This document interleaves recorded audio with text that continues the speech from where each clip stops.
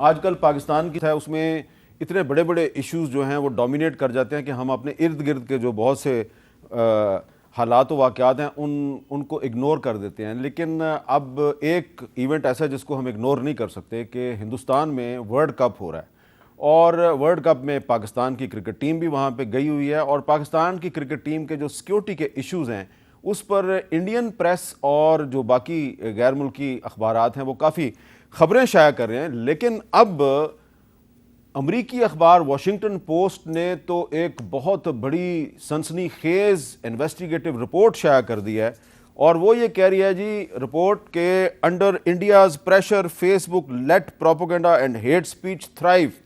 اور اس میں یہ کہا جا رہا ہے جی کہ ہندوستان میں جو آر ایس ایس اور بی جے پی ہے اس کی نگرانی میں میڈیا پر مسلمانوں اور اسلام کے خلاف ایک جنگ شروع ہو چکی ہے. واشنگٹن پوسٹ نے کہا ہے کہ بھارتی فوج کی چنار کور سوشل میڈیا پہ باقاعدہ منصوبے کے تحت جھوٹ پھیلا رہی ہے. کشمیری صحافیوں کو جھوٹے الزامات میں گرفتار کیا جا رہا ہے. بھارتی حکومت کے زیر سایہ آر ایس ایس توہین قرآن میں ملوث ہے. جو تفصیل ہے وہ میں بیان نہیں کر سکتا کیونکہ اس سے بہت سے جو مسلمان ہیں ان کے جذبات کو ٹھیس پہنچے گی. جو فیس بک کی انویسٹیگیشن ہے انڈین گورنمنٹ کے بارے میں کہ انڈین گورنمنٹ کس طریقے سے قرآن کی توہین پر مبنی مواد جو ہے سوشل میڈیا پہ پھیلا رہی ہے، میں اس کی تفصیل آپ کو نہیں بتا سکتا. اور یہ بھی واشنگٹن پوسٹ نے کہا ہے کہ جعلی اکاؤنٹس کے ذریعے چنار کور کے آپریشنز کی تعریف کی جاتی ہے. فیس بک، ٹویٹر اور یوٹیوب کو سنگین نتائج کی دھمکیاں دی جا رہی ہیں انڈین گورنمنٹ کی طرف سے اور وہاں پہ جو انڈین ان کمپنیوں میں کام کرتے ہیں ان کو کہہ رہے ہیں کہ خاموش ہو جاؤ ورنہ تمہارے پہ غداری کا مقدمہ چلائیں گے.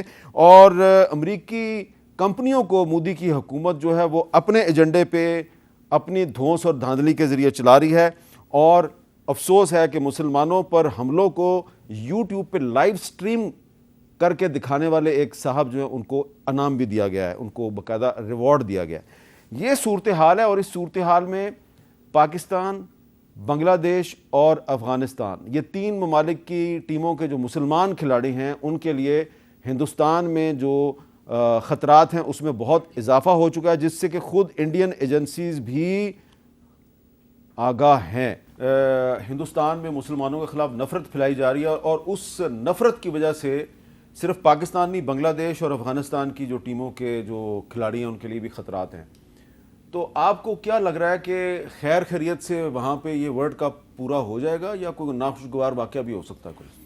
دیکھیے میں دعا گو ہوں کہ اللہ تعالیٰ پورے اس ٹورنامنٹ میں خیریت رکھے جو ہمارے مسلمان بھائی ہیں کھلاڑی ان کے لیے بھی اور جو دوسری ٹیمیں ان کے لیے بھی، سب کے لیے.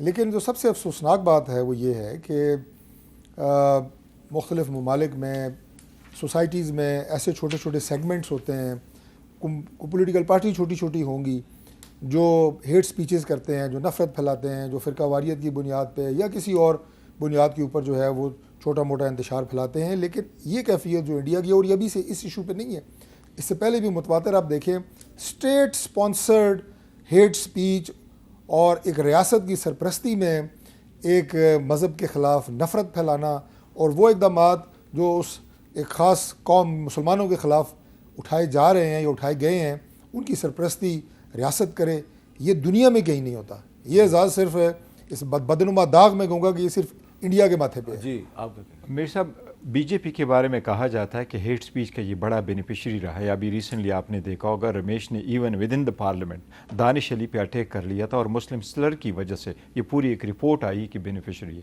ایسے سرکمسٹانسز ہے تو واشنگٹن کی رپورٹ جو ہے اس کو سیریس لینی چاہیے. اور جس طرح نیوزی لینڈ نے پہلے اپنے کھلاڑیوں کے لیے پریکاشنز لیے تھے، ہماری کیئر ٹیکر گورنمنٹ کو بھی چاہیے کہ جو بھی کرنا ہے ان کی لائٹ میں ضرور ایکشن وہ پریکاشنز لے لے اور انڈین گورنمنٹ پہ زور دے کہ وہ میک شور کرے ہمارے جو کھلاڑی وہ وہاں سے فور سیکیور. تو ہمارے کھلاڑی جو ہیں ان کی سیکیورٹی ہمارے لیے بڑی اہم ہے، بڑی اہم ہے جی. اور دیکھیں اب تو میرے خیال میں انٹرنیشنلی بھی جو صرف مسلمانوں کے ساتھ نہیں، جو سکھوں والے کینیڈا کا جو ایشو آیا، اب کینیڈین گورنمنٹ نے جس طرح ایک ڈکلیئر کر دیا ان کے terrorism international cross the border, تو میرے خیال میں تو ان حالات میں مسلمانوں کے ساتھ ساتھ جتنی بھی منارٹیز ہیں انڈیا میں وہ ساری غیر محفوظ ہیں. اور وہ تو جس طرح ہو رہا ہے تو اس خطے میں ایک بہت بڑا میں سمجھتا ہوں ایک ہمارے لیے ہماری سیکورٹی فورسز کو ہماری ایجنسی یہ جو اسپیشلی آئی ٹی ریلیٹڈ جو ہمارے لوگ ہیں ان کو ذرا اور پرو ایکٹیو ہونا پڑے گا.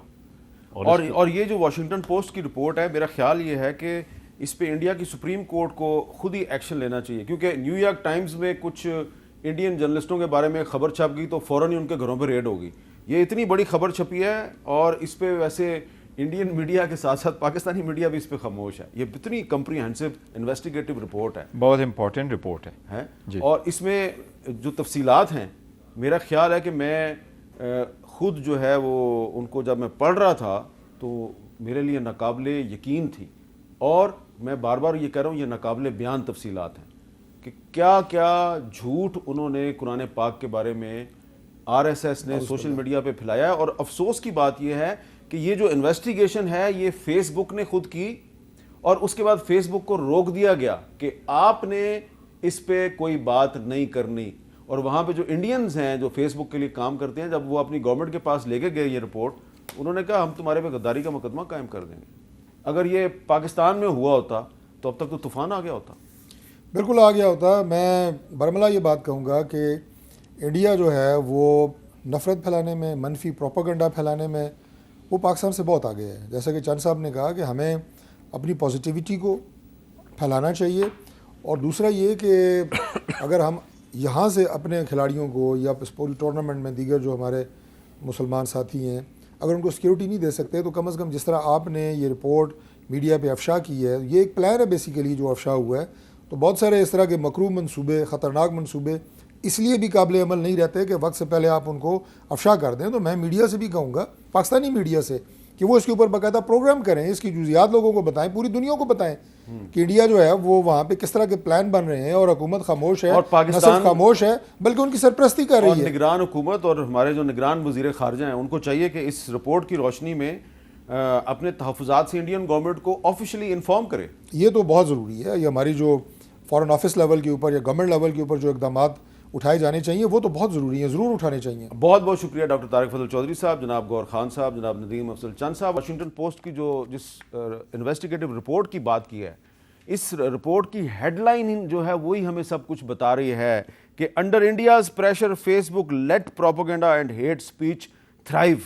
تو انڈین گورنمنٹ کی سرپرستی میں ہندوستان میں مسلمانوں کے خلاف پروپیگنڈا کیا جا رہا ہے، اور جو ہندوستان دنیا کی سب سے بڑی جمہوریت کا دعوے دار ہے، اس کے بارے میں واشنگٹن پوسٹ کہتا ہے کہ یہ اب ایک کوئی جمہوری ملک نہیں رہا، یہ ایک آمرانہ طرز حکومت رکھنے والا ملک ہے جو کہ امریکہ کی جو ملٹی نیشنل کمپنیاں ہیں ان کو بھی ڈکٹیٹ کر رہا ہے. وجہ صرف یہ ہے کہ مارکیٹ بہت بڑی ہے. تو مارکیٹ بہت بڑی ہے اس کا مطلب یہ تو نہیں کہ پوری جو سویلائزڈ ورلڈ ہے وہ مودی سے ڈکٹیشن لینی شروع کر دے. سوال ہے، اس پہ سوچیے گا ضرور.